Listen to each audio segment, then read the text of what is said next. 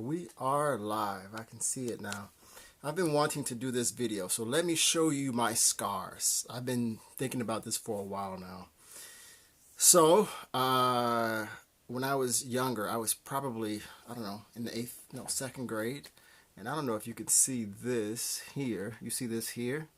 I was in a fight. So there was a kid, his name was Charles Luckett. Charles Luckett was shorter than me. But for some reason, he always chose to try to bully me. I don't know why he tried to bully me so much. He was much younger than I was, or not smaller than I was. But anyway, we were in the gym, okay? And I don't know what happened, but I had enough. I couldn't take it anymore. So we're in the gym, and I don't know, he did something to me, or he pushed me or something like that. And I lost it. I just started boom, boom, boom.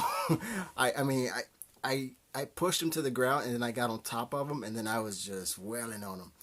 And then I remember the coach, it was Coach Wilson was his name. He grabbed me off of Charles Luckett. So I was swinging.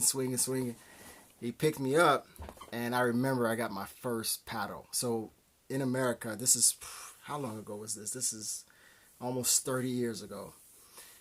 They used paddles, these big wood paddles, is for discipline. So if you were bad in class, or if you were, I don't know, if you acted in a bad way, they would paddle you with this big piece of wood.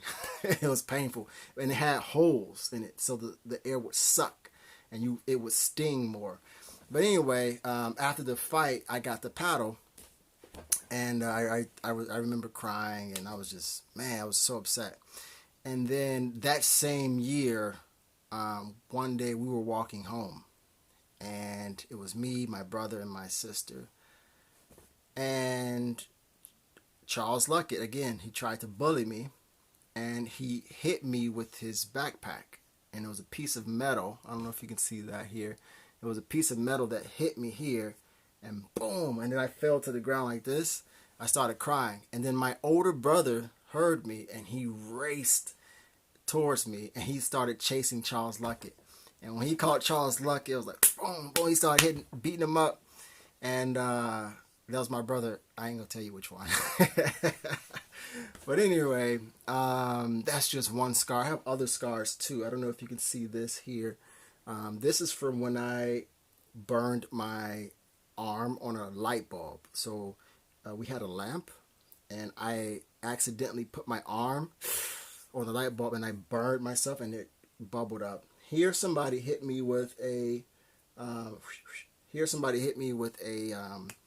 extension cord, okay, with from the iron here, okay. Here I don't know where that came from, or here I don't know where this came from either. But these are scars that we have, okay.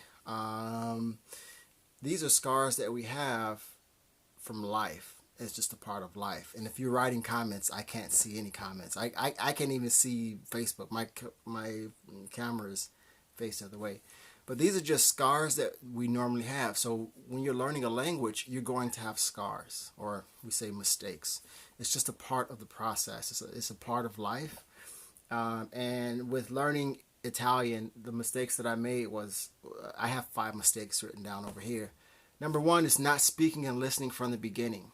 When I started learning Italian, I just used Duolingo. That was the only app that I had that I could think of. And I was learning words, but I wasn't speaking. I wasn't listening, okay, which is so crucial and critical for your progress. So I should have done that from the beginning to accelerate myself. So that, which leads me to number 2, was using Duolingo too long. So I started with Duolingo, but that was my only strategy. I didn't know how to learn a language.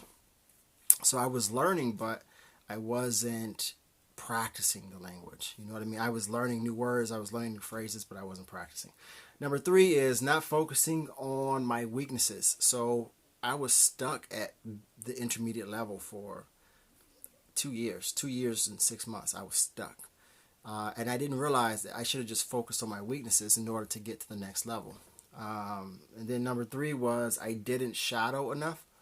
Now, shadowing is a technique that I mention from time to time. Um, I actually mentioned this to my clients, but I didn't do this enough. Like, shadowing to me is one of the best techniques for fluency, and that's when you listen and repeat. You listen to a podcast, TV show, or you listen to what else? A movie or YouTube video, and then you repeat what you hear. That's one of my favorite fluency techniques. So I should have done that from the beginning. And then the last one is not having a coach or the right strategies. So I bought courses for language learning. I bought courses for even from other teachers, other English teachers, how to learn languages. But I didn't have the right strategies for me. Okay, so if you see this guy here or this guy here, it's a detective. Okay, so you have to become a detective when you're learning a language. There are so many different personalities, so many different learning styles. You have to find your strategy that works for you. Okay, I can give you what works for me, but my goal is to help you to find your strategy. Okay, so if you like this video, stay tuned. In the future, I will have a free gift for everybody.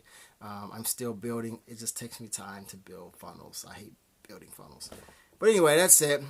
So having scars is a part of the process. Talk to you guys tomorrow.